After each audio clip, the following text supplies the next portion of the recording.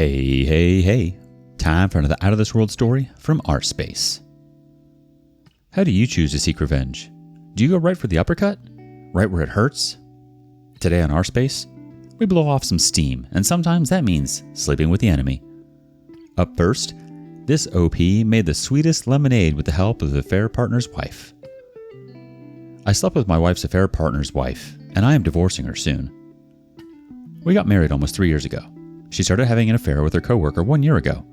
I got to know that because I saw his car outside my house one day. I had my suspicions. I hired a PI and gathered evidence that she was having an affair with him.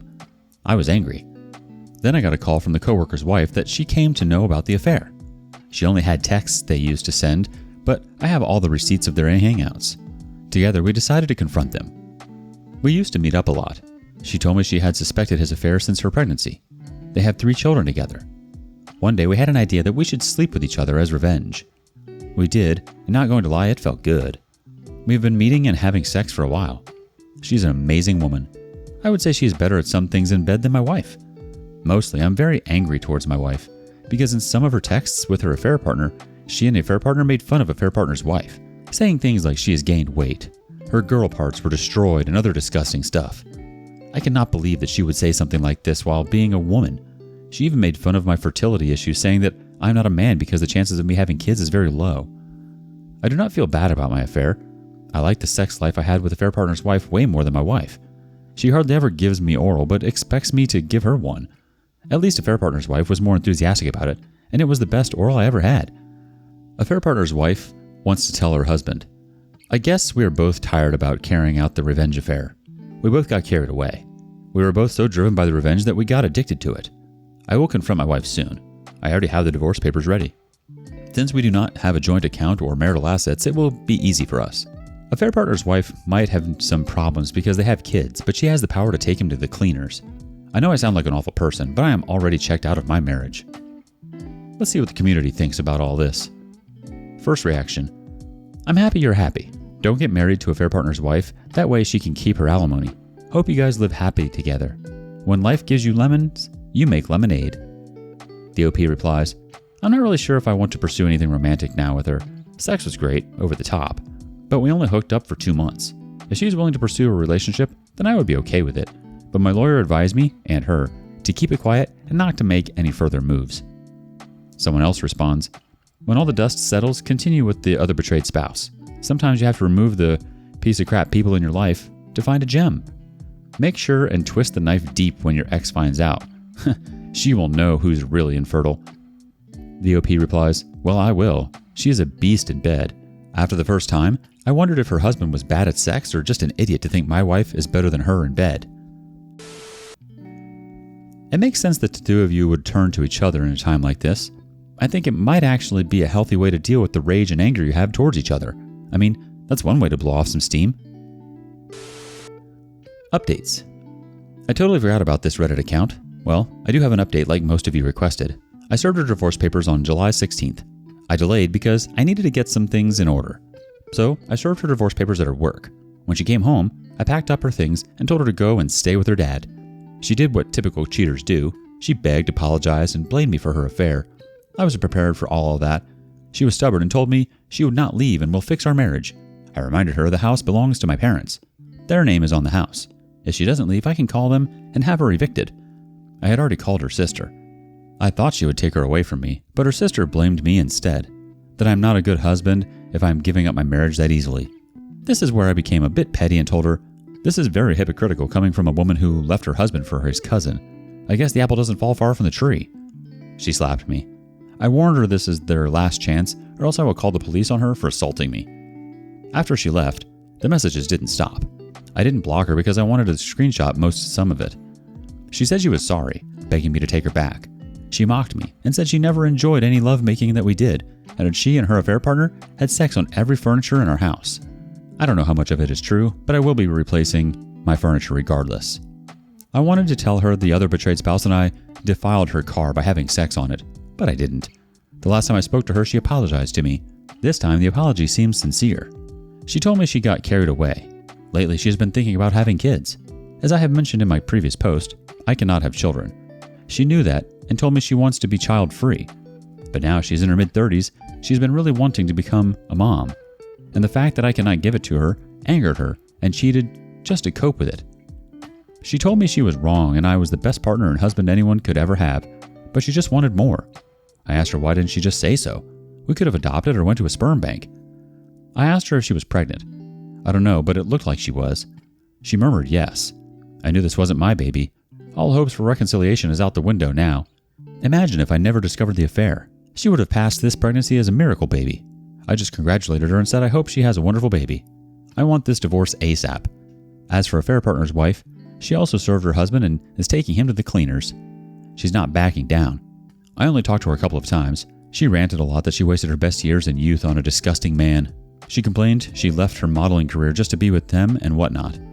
I think she still looks hot. We didn't have any contact for a while. There was one time she drunk texted me with a sleazy picture asking me to come over, but I refused. She did apologize after that. We're not planning on dating anytime soon, not unless all the divorce proceedings are over, but I do miss her a lot. Also, I got a cat. My soon-to-be ex-wife hated cats. Now my house will be a cat kingdom. Edit.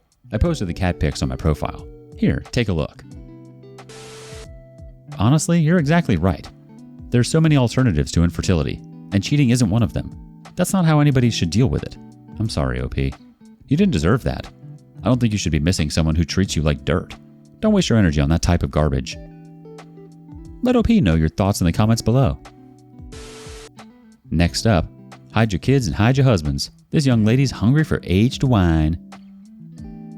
My 35 female husband, 36 male, had a months-long affair with my sister, 20 female. I've posted about this in here before, but ended up deleting the post on day one because my wayward husband found the post, since I didn't attempt to conceal my name or use a throwaway account. I've since just blocked him and his family because I don't really know who else to talk to about this stuff. So here I am again. It's been a little over 3 weeks, and for the most part, friends and family don't check in with me as regularly. I'm tired of thinking about it, tired of talking about it, but also can't get away from it. He moved out the weekend before last, and I'm feeling some relief from not having him in sight all the time, but I'm also overwhelmed with having been thrown into single parenthood so suddenly and unexpectedly. I feel like I don't have the space to grieve properly because I have the hearts of my children to look after. I got a lot of feedback on my original post, most of it useful and thoughtful, some of it not so much. I'm sure that not everyone who finds themselves reading this post will also have read the last one, but I did want to add a little bit of context for those who did. My husband and sister did not grow up around each other, so I'm not really concerned with the grooming aspect, at least not in a long-term sense. Growing up, I lived with my mother, and she lived with our father. She was only 3 when I moved out of the house, 6 by the time he and I got married. However, our being a mother-in-law family made visits home infrequent, and even then, I'd usually go alone. He likely only ever met her 2 to 4 times at all before she moved to the same city as us late last year. Her version is that she was victimized by him. I know, it sounds incredibly crappy to not believe someone claiming to be a victim, so I do want to clarify some things here.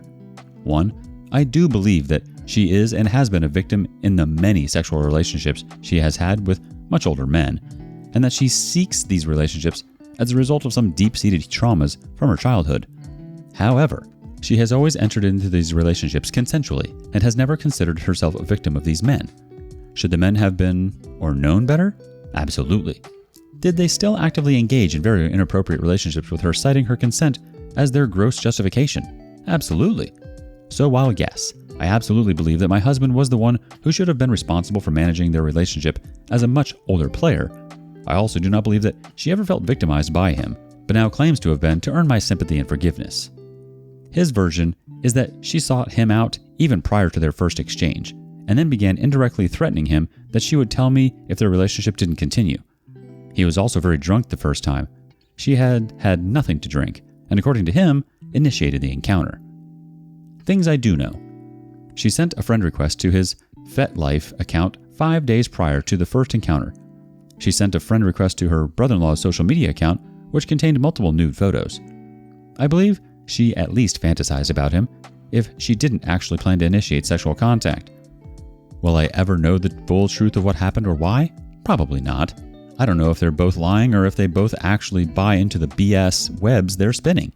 I don't know how much of it even matters anymore. And I don't know how I'll feel in 6 months, or a year, or 5 years. But today, right now, I don't know how I'll ever forgive either of them for what they've done. Also, updated ad. I did tell my children, on the advice of my therapist, because my children were very close to their aunt, this one couldn't be as easily managed by just omitting the why of our divorce. And there was a fear that it would come out later in an uncontrolled way, or that I would have to create a story around why their aunt is no longer in their lives. I felt like the only thing to do was to tell them enough of the truth, and it's all just been really hard. How does the community react? Glad you asked. Let's check. The first comment goes, she sent a friend request to his FetLife account 5 days prior to the first encounter. She sent a friend request to her brother-in-law's social media account, which contained multiple nude photos.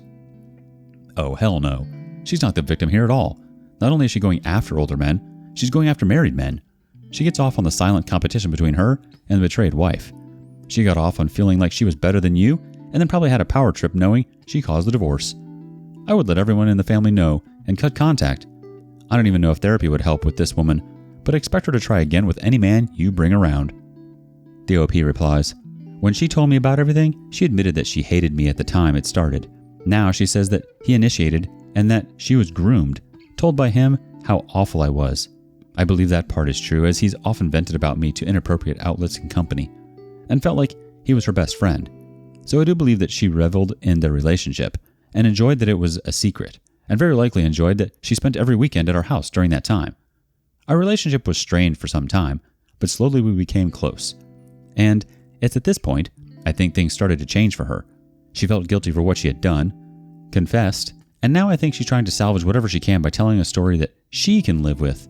I think she did an awful thing, and did it with intention, and I think that she may even have convinced herself that she is a victim. But I don't think I'll ever be able to forgive her.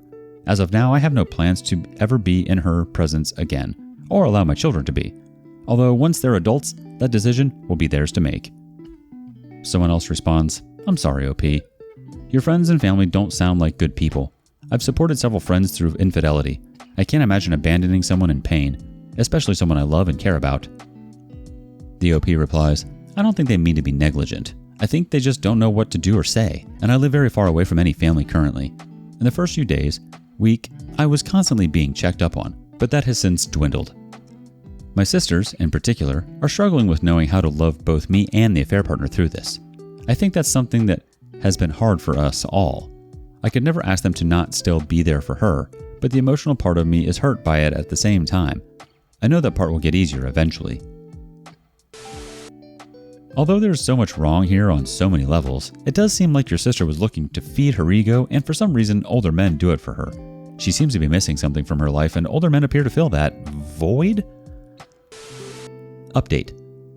Why the truth matters so much. Despite one Redditor's insistence that I'm just pain shopping, I can't help but want to know everything that happened. Not so much the intimate details of each encounter, but the feelings and motivations on the parts of both my wayward husband and sister. My sister insists that my wayward husband is a sexual predator that groomed and manipulated her, and who was loaning her money while she was out of work and so felt obligated to continue their affair. To be clear, she didn't lose her job until after the first encounter. My wayward husband insists that my sister is basically a sociopath who baited and pursued him, initiated the first encounter, wanted him to leave me for her, and then made subtle threats that she would tell me if the affair didn't continue. It's so difficult for me to believe that either of these people I have loved and known so well are either a predator or manipulative sociopath. They're both coming down hard on me for not believing their individual versions, and really not allowing me all that much grace or understanding when it comes to my inability to detect or know the truth. I think that right now it feels very difficult for me to know how to process everything and begin to heal if I can't even really understand why it all happened in the first place. I'm trying to process the version that is most digestible to me, but that doesn't mean that it is accurate at all. My sister says that she would provide me with any evidence she could and help me to see the full picture. But when I've asked her for specific things, she comes mad that if I need proof, I must not believe her. When I ask my wayward husband for details or specific questions, or even just seem angry in his presence, he tells me that he just can't do this, and that I'm rubbing his face in it, or making him my punching bag, and keeps making threats to unalive himself. He's been in this crap since January, but as of today, I've known about it for less than a month. I'm still just in the earliest stages of processing it all, of figuring out what my and my children's new lives look like, of learning how to navigate all of this difficult legal stuff I have no prior experience with, of carrying on in my personal and professional lives while simultaneously carrying all of the heaviness of this emotional burden around with me. And still, neither of them seem to understand my anger or inability to trust anything they say. They have centered themselves in this and completely forgotten about what they've done to me and my children and how long our journey to sort out this grief will take. I'm just so angry. I can deal with all the sadness, but this rage feels like it might consume me and I don't know what to do with it all. I don't know how to get away from it or endure it. I'm just so exhausted. Edited to add that my OP in here contains more details about the affair itself. I don't think you can trust them as far as you can throw them. Update. It hasn't even been 2 months since I found out, but it feels like it's been 10 times that long. It's already hard to remember the time before all of this. I know it's been recommended that we not go this route, but we've decided to move ahead with divorce proceedings using a mediator only. I do believe that he is genuinely remorseful, and all I want is to do this amicably so that it will have as little impact as possible on the kids. We've come to agreements on everything outlined in the divorce decree documents, and I'm satisfied with the decisions we've made. I don't care about entitlement, I just want to be done with it. I'm in therapy and I think it's helping me to process everything, although it does seem like my most difficult days are always the ones following my sessions. I'd really like to go back to talking to my therapist about anything but this, but I know that this part can't be sped up or skipped over. My sister reached out to me after my request that we remain no contact. She was blocked everywhere except for my phone number. She has since been blocked there as well. During that brief interaction, she asked if she could contact my children, and I asked that she please not attempt to contact them. She became angry and sent me a pointed message. I didn't respond. A few days later, she sent my middleest kiddo a request to join a game on Roblox. I missed that one. My kiddo deleted and blocked her from the app, but I'm upset that my sister did not respect my request that they not be contacted. I'm considering filing for a restraining order, but I don't know if that's the right thing. I hate that I'm questioning so many of my choices. I'm not interested in petty revenge or weaponizing my children against her, but clearly, asking her is not enough. She has tickets to a concert in our state in August, and I'm worried that she will attempt to see them somehow. I'm still just sort of emotionally floundering. My emotions are less heightened for sure, and the kids and I just returned from a 4-day trip to the beach and Disney. That helped. I'm not checking in with my family much anymore because I don't want them to have to rehash the same things over and over with me. I know it must be exhausting for them too. I'm just feeling very isolated lately, and I'm not sure how to mitigate that. Thanks for being here. Updated to add, I'm so thankful for all the support and advice I've received here. I wanted to address some of the common responses. My soon-to-be ex-husband is not in contact with my sister either. He fully supports the kids remaining no contact with her, as it is now known that she is lying in her claim to have been victimized by him. Don't worry, I'm still holding him accountable for the role he played, but knowing what I know now, I'm privy to the more nuanced nature of his role.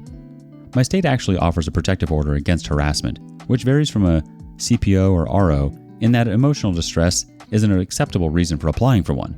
She has surely caused that for me and them.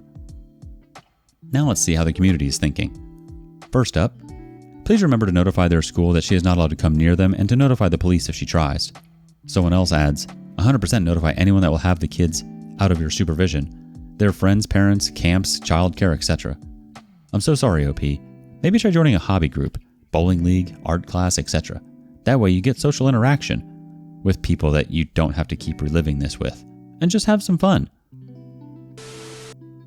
It does seem like your sister may be suffering from some sort of mental illness. It's not right to try to bring children into this. They're not pawns. And your husband may be remorseful, but he was cheating on you even before he was with your sister. Fet life? Really? He was seeking to stroke his ego outside of the marriage, way before your sister decided to play with the devil. What do you make of this? Thank you for joining us today. Be sure to like and subscribe and hit that notification bell so you don't miss out on our next video. See you next time on rSpace.